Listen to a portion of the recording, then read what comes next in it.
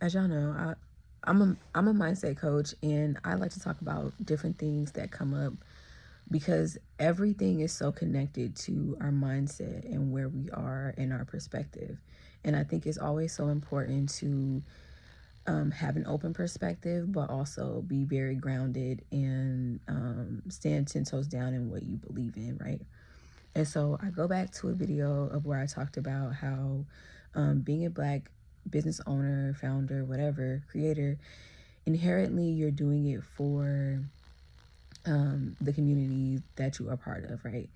And so I am always thinking of ways of how to help the black community.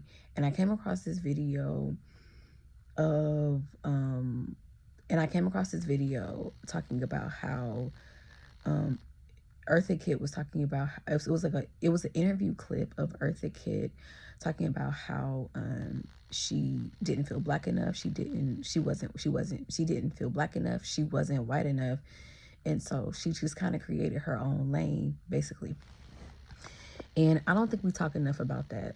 Number one, because I've said this before in a video of how growing up I used to get teased for how I sound. Black kids used to always talk about how white I sounded, even though I grew up in Atlanta, born and raised, and my ancestry clearly is is black.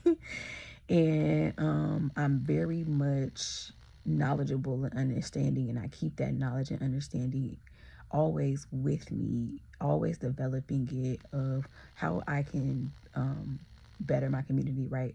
But right off the bat, it's something that I experience all the time is people don't feel like I'm black enough because of whatever the case.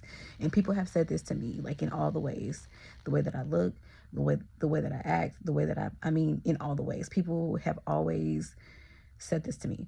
But nonetheless, I want to talk about what's going on right now, like where people are boycotting all these different things and how this has constantly been a thing of like black people boycotting and whatever.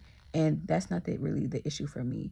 I think black money should stay within the black community.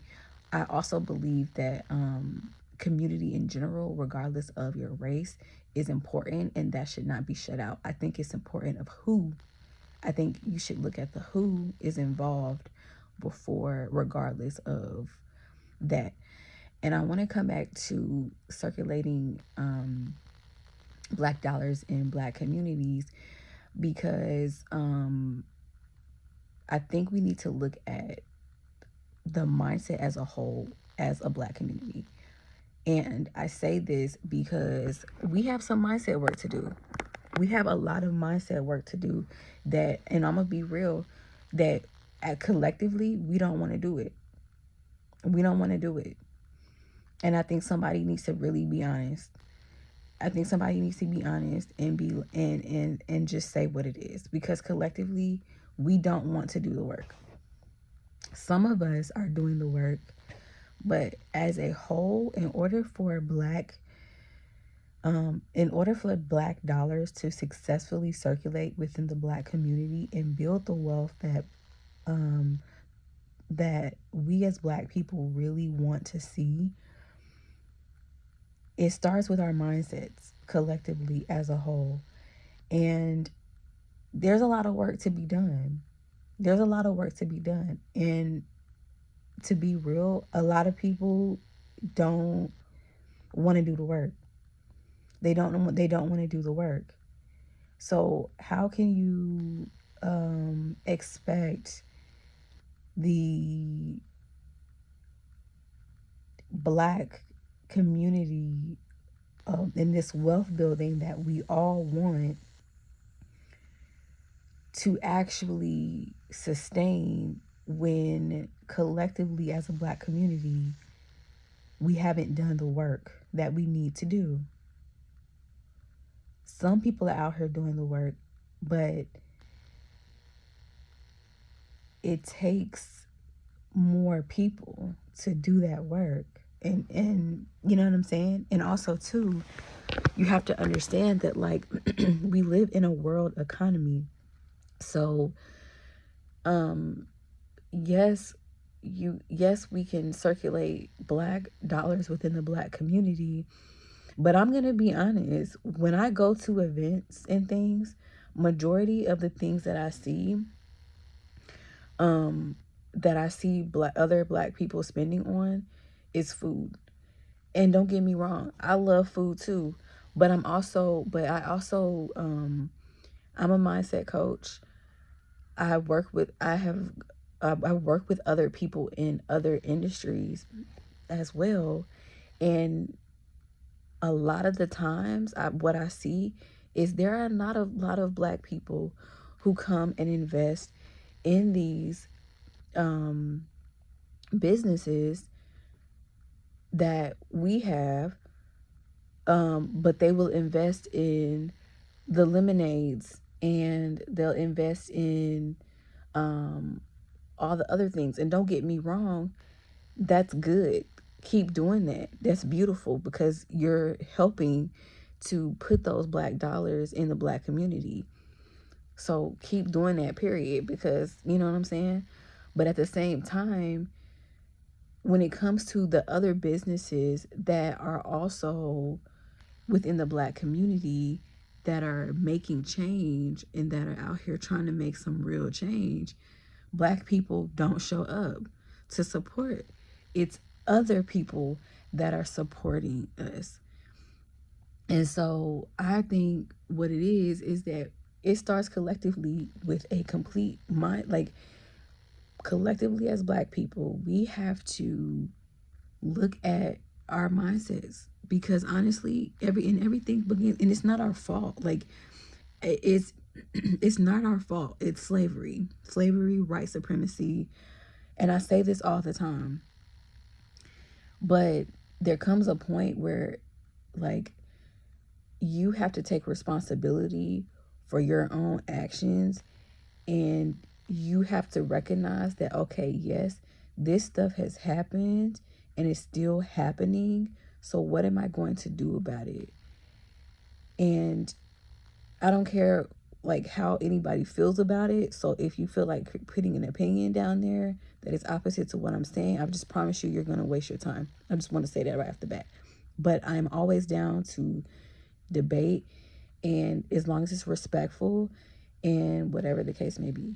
But I will say this is that, like, because I promise you I'm going to pull out facts. So make sure you have your facts if you want to come and debate with me, please. But because you can look around. Just look around. Just look around. But at the end of the day,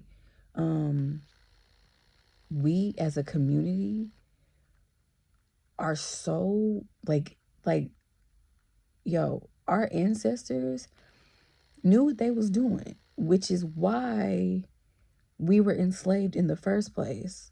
So we have to now that we're no longer physically enslaved, we got to get out of that mental enslavement that is still happening, that I don't think people really understand or really see. And that is the portion that so many people are trying to, like, you know what I'm saying? And I don't think people really understand is that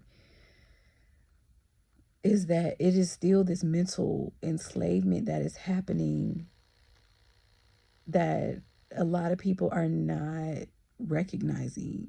And it's just like, in order to build the wealth that black people can do, real bad on a large scale, and also incorporate world economics and other cultures into it, because at the end of the day, yes, you're bad and bougie by yourself, but it is a world economics, and the world needs each other. Like, the world we each need each other. Like, and so um it all begins with mindset and understanding where you are limited in your own mindset and shifting that. But yeah, I see the vision, But we got to do more. And literally, I love, and don't get me wrong, I love me a good old plate. I literally just bought one the other day. Literally bought me a plate the other day. But it's more than just getting a plate. Like, it's more than just getting a plate. You also have to invest in these other businesses. I have a business that helps women with shifting their mindsets around, like, I have a business that shifts women's mindsets around tapping into their inner knowing in ways to help them shift their careers, their relationships, their lives in a way that actually is sustainable and helps them to live a life that they actually love by not really not really changing too much of what is happening unless that is something that is needed, but um by just trusting themselves and what they feel and what their inner knowing has been trying to tell them this entire time, based off of what everything around them is reflecting back to them. There are other women that I know who have businesses that help women really create a healthy body and lifestyle by looking at the root causes of what's going on through hair follicles and their blood work. I know women who are doulas and who are herbalists and who are farmers. I know women who are all these different things, doing all, you know what I'm saying? And people, I know women who are physical therapists, who are chiropractors, like, who are doing all these things to help women. And our black the black community is not investing in these ladies, but they're investing in a dinner plate. They'll go to the food trucks, and I'm not hating on the food trucks, because I go to the food trucks too. But, like, there is more. What I'm saying is, there's more than just the food trucks. There are other businesses that can actually help your whole, like, help, like, reframe your life, and also, like, have plans to circulate these dollars back into the community. Like, it's, you know what I'm saying?